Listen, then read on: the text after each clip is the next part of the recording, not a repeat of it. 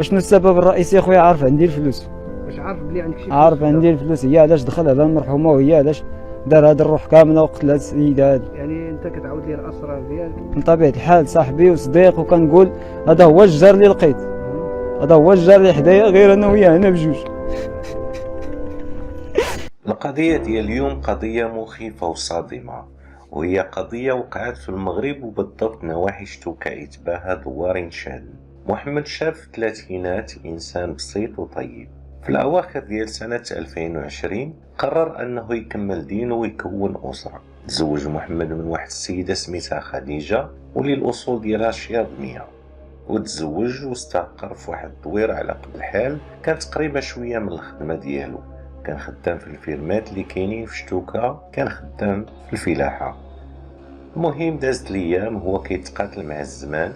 في البداية ديال سنة 2021 حملات خديجة وتزادت عندهم بنية. في هذه الفترة بالضبط محمد غيتعرف على واحد السيد براني. هذا السيد جا كيقلب على الخدمة في نفس المجال اللي خدام فيه محمد، واللي معروف في منطقة شتوكا يتباها. مول الفيرما اللي مخدم محمد قبل انه يخدم داك السيد، هاد السيد كان سميتو عبد السلام، تكون عنده ديك 40 عام تقريبا. عبد السلام مزوج وعنده 3 الوليدات، الكبير في الولاد عنده 11 عام. عبد السلام من بعد ما تعرف على محمد قال لي خاصو ضروري في اقرب وقت يلقى شي دار ديال الكرا تكون على قد الحال باش يجيب مرتو ووليداتو ويقرب للخدمه. عبد السلام بدا كيعاود لمحمد وقال ليه انه كيتكرفص فاش كيضرب مسافه باش يشوفهم ويرجع للخدمه. كيخرج من الدار بالليل باش يوصل للخدمه، وكيخدم في العشيه خاصو يعاود يرجع حتى للدوار. هنا محمد بقى فيه بزاف وقرر انه يوقف معاه حتى تستقر الامور ديالو. خبرو قال لي شي ناس ساكنين حداه سمع غادي يرحلو وغتهوى الدار، وفعلا داكشي اللي كان. هنا محمد مشى توسط ليه عند مول الدار وضمن عبد السلام، خصوصا ان داك الدوار معروف بالهدوء وكل واحد داخل سوق راسو. وكتر من هكا محمد طلب مول الدار باش ينقص ليه في الثمن. محمد مسكين ما تهنى حتى جا عبد السلام وجاب مراته ووليداتو واستقر في الدار اللي لاصقه معاه، وهكا بالاضافه انهم كانوا اصدقاء ولاو حتى جيران. محمد الا وقف على شي حاجه ضروريه ومستعجله كيلقى عبد السلام واقف معاه، والعكس صحيح. العلاقه تطورات بيناتهم وصلت حتى لعيالاتهم.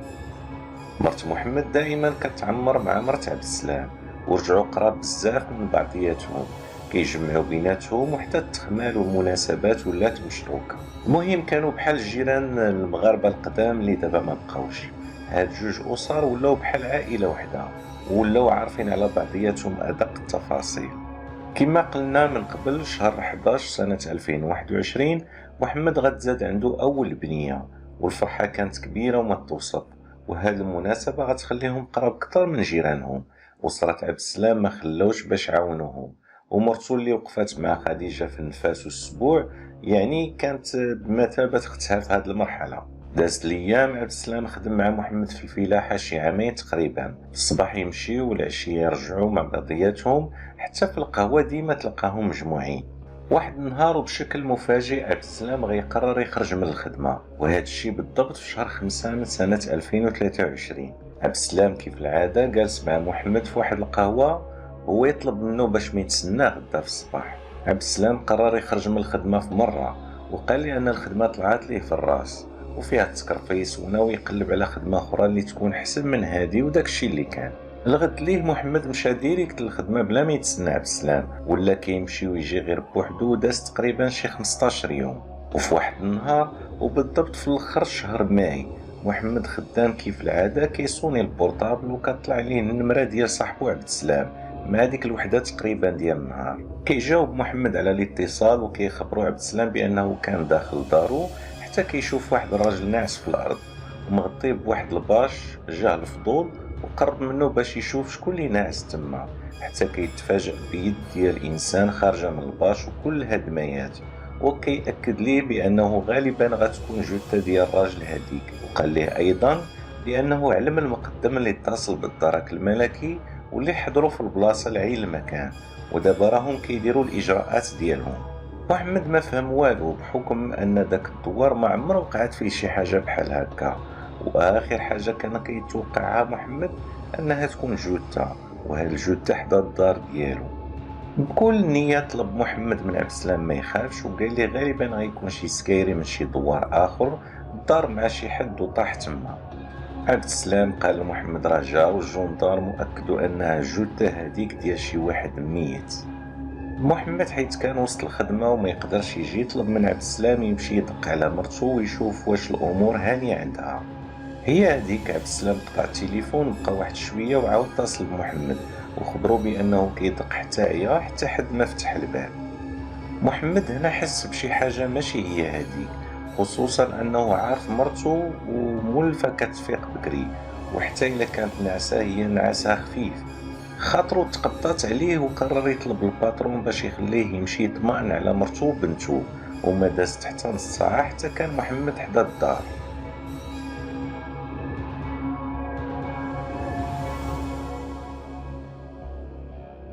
محمد لقى الحي ديالهم عامر بالدرك الملكي والشرطة العلمية مختصين بمسرح الجريمة. المهم الروينة واقعة، وهنا عرف بأن القضية فيها شي حاجة خطيرة. يلا وصل شاف شي عناصر من الدرك الملكي كيهضروا بيناتهم بشوية، وشوية قرب عنده واحد فيهم وطلب منه يجي يشوف الضحية. واش كيعرفها؟ هنا محمد كيقرب من الجثة يشوف شكون مولاها وبقى واقف مصدوم.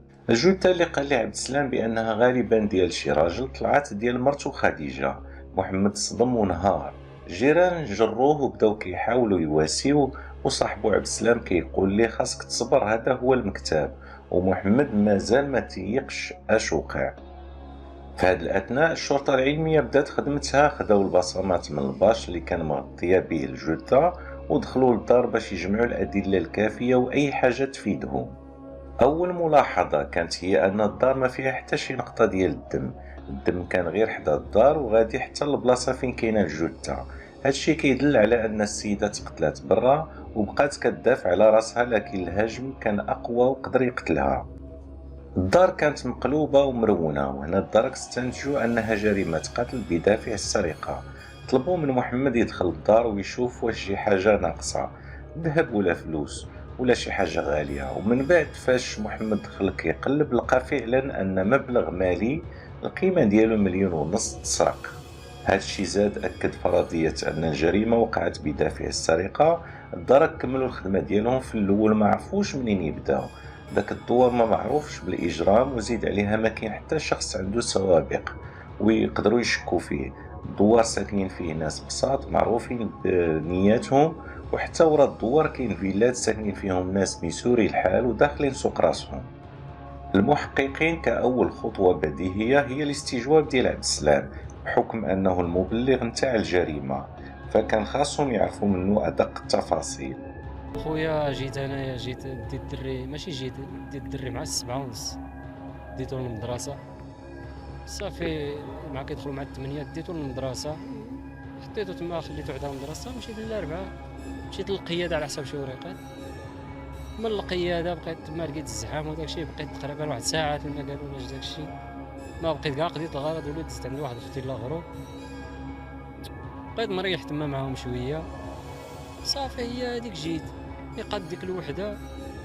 عبد السلام كان متعاون بزاف مع الدرك الملكي، وعاود لهم التفاصيل، واش طرا فوقاش فاق فين مشى شنو دار، كلشي التفاصيل. واللي لاحظوا الدرك هو انه بقات فيه جارته بزاف، وكان كيهضر بواحد الحزن كبير والدمعة في عينيه، وحتى الابتسامة اللي كان كيدير اعتبروها ابتسامة ديال الصدمة، لأن الإنسان في الصدمات ممكن يتخربقوا ليه الأحاسيس. انا مني ما جاوبني حتى واحد قلت مع راسي صافي حتى البنية ماتت صافي. هي هذيك شوية جاو الدرك، جا المخزن صافي، هي هذيك بما جا هو حتى هو صافي حلوا ليه، حل الباب لقاها بعد الطفيلة باقا ناعسة صافي. هي هذيك مضروبة خويا، مضروبة خويا. انا شت غير وجهها، شت غير وجهها، تعرفنا عليها بانه هو. هاد الخبر غينتشر بسرعة كبيرة، وصحفيين وإعلاميين بصفة عامة غيجيو للدوار وغيغطيو الأحداث، وتقريبا جميع المنابر كانت تما. والمستجوب الرئيسي بطبيعة الحال كان هو عبد السلام، بحكم أنه الشاهد الوحيد في هاد القضية. الدرك الملكي فاش ما لقاوش حتى دليل قرروا أنهم يستعنوا بالكلاب المدربة، وبدا التقلاب. وهنا الكلاب بقاو غاديين حتى وقفوا قدام واحد البير اللي ما كانش بعيد على مسرح الجريمه وبداو كينبحوا. هنا الدرك كيعرفوا بانه كاينه شي حاجه وسط البير. المختصين كيحضروا بلباس مخصص للغوص وكيبداو يقلبوا في البير اللي كان عامر بالماء. من بعد مده كيلقاو واحد الصاك في اعماق ديال البير في البلاصه، خرجوه وفتحوه. وهنا كتكون المفاجأة، كيلقاو جنوية من الحجم الكبير واللي غالبا تنفذت بها الجريمة، خصوصا أن باقي فيها أثار ديال الدم. وكيلقاو كذلك ليقاد وجلابات الرجال وحوايج تحتانيين، وبين كانوا باقي فيهم الدم رغم أن الصاك كان وسط الماء. خداو عينات من الدم باش يتأكدوا ديال من واش فعلا الدم ديال ضحية خديجة. أسلو الدرك أيضا الصاك للمختبر باش إلا لقاو فيها عينات ديال الدائل المجرم، وخا هاد الطريقة كتاخد الوقت. الدرك لاحظوا أن البير معزول وما كاين حتى حاجة كتغطي على الفيلات اللي ورا الدوار، والفيلات غالبا غيكون عندهم كاميرات. شي وحدة فيهم ممكن تشد المجرم في اللحظة اللي غيكون لاح فيه الصاك، خصوصا أن الجريمة وقعت بالنهار. فعلا الدرك قاموا بتفريغ كاميرات المراقبة، اختاروا الكاميرا المناسبة ديال الفيلا المناسبة وبداو كيتفرجوا في التسجيلات. وما دازت مدة طويلة حتى تصدموا بداكشي اللي شافوه. بالهم الشخص اللي رمى الصاك في البير واللي هو أكيد المجرم. الشخص كان هو عبد السلام، الجار والحبيب والصديق والأخ ديال محمد. المحققين تصدموا حتى هما، لأن داك الشخص اللي عيط وعاود والضامن وبين أنه متأثر، ونهار كامل حداهم طلع هو المجرم اللي كيقلبوا عليه. صراحة قمة الوقاحة والوحشية هادي. قاتل روح وكيبتسم وكيعبر بكل برودة بحال إلا ما كاين والو. مجرم مستفز، وأكثر من هذا كون غير قتلها على شي حاجة ولا شي مشكل ولا شي صراع في الورث أو شي مبلغ كبير، واخا ما كاين حتى مبرر باش الإنسان يقتل. عاد زيد أنهم أصدقاء وتقريبا عائلة.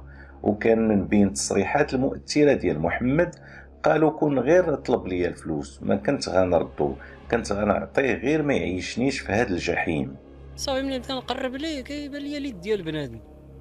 صافي مش اليد ديال بنادم ومنفوخه شويه وفيها الدم. صافي ما عرفت ما ندير، وليت مشيت عند هذا السيد اللي كاري لينا، جديت من عنده النمره ديال المقدم. الدرك الملكي اتجهوا باش يلقيو القبض على المجرم. فاش كيوصلوا للدار كيلقاو غير مرتو، وسولوها فين كاين عبد السلام. جاوبات انها ما عارفه عليه والو، خرج من الدار وما عاود رجع. هنا الدرك غيضطروا يعتقلوا الزوجه ويديوها للمقر ديال الدرك الملكي باش يحقوا معاها. السيده نكرات واكدت بانها ما عارفه والو على الجريمه وما عارفاش فين مشى. الخبر كينتشر في الدوار والمنابر الإعلامية، وكل شيء تصدم لأن آخر واحد ممكن تشك فيه هو عبد السلام، لأنهم عارفين علاقته القوية بمحمد.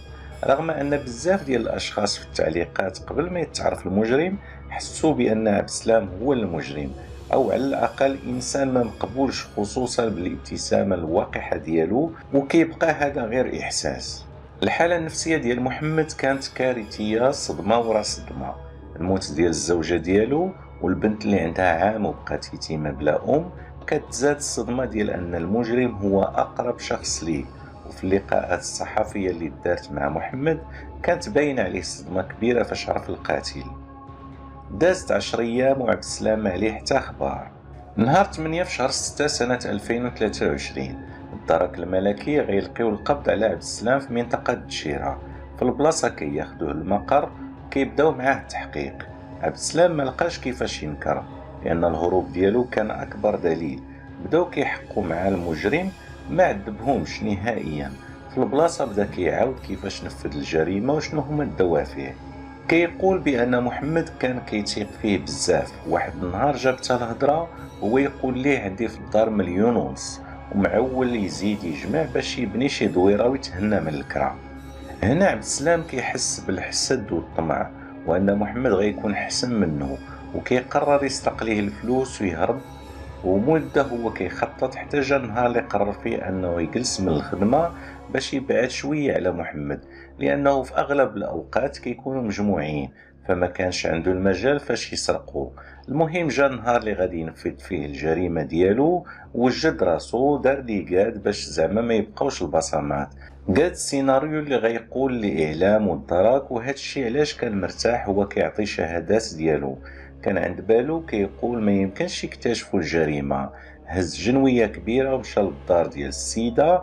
كانت خديجه جالسه حتى كتشوف الراجل داخل عليها. حاولت تدافع على راسها وتخرج من الدار لكن ما قدراتش، وفي الاخير استسلمت ولات بغات غير تفك وتجري تهرب، لكن المجرم كان اسرع منها.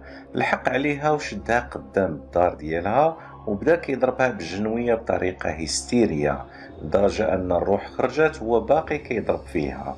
داكشي علاش الجثه كانت في حاله مشوهه من كثره الطعنات. من بعد جاب الباش وغطاها ودخل الدار وبقى كيقلب على الفلوس حتى لقاهم، ومن بعد خرج ومشى لدارو بدل عليه.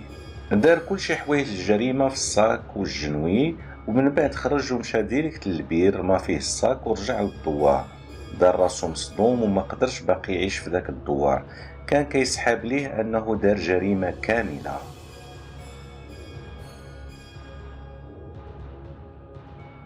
واخويا خصو هادشي راه الله الا هادشي ولا كيخلع. دابا عندي انا المرا والله الا كترعي. لا اخويا الا الدراري دروكا الا ما شاء الله وصافي. انا من دابا كل لقيت شي دار نتحول لها اخويا. انا ما عبد السلام حا جميع الأدلة، لكن في علم الإجرام ما كاينش جريمة كاملة. واخا المجرم يدير جميع الاحتياطات ضروري يزقل شي حاجة. تحكم عبد السلام بالمؤبد لأنها جريمة قتل مع سبق الإصرار والترصد والسرقة الموصوفة وإخفاء معالم الجريمة. العبرة اللي خاص نستفدو منها هي ما تعاودش الأسرار ديالك لحتى واحد، خصوصا الأمور اللي عندها علاقة بالممتلكات، الفلوس، الذهب، وحتى مشاريعك المستقبلية، حيت صراحة بنادم حتى إلا ما ضرك ما عنده باش ينفعك.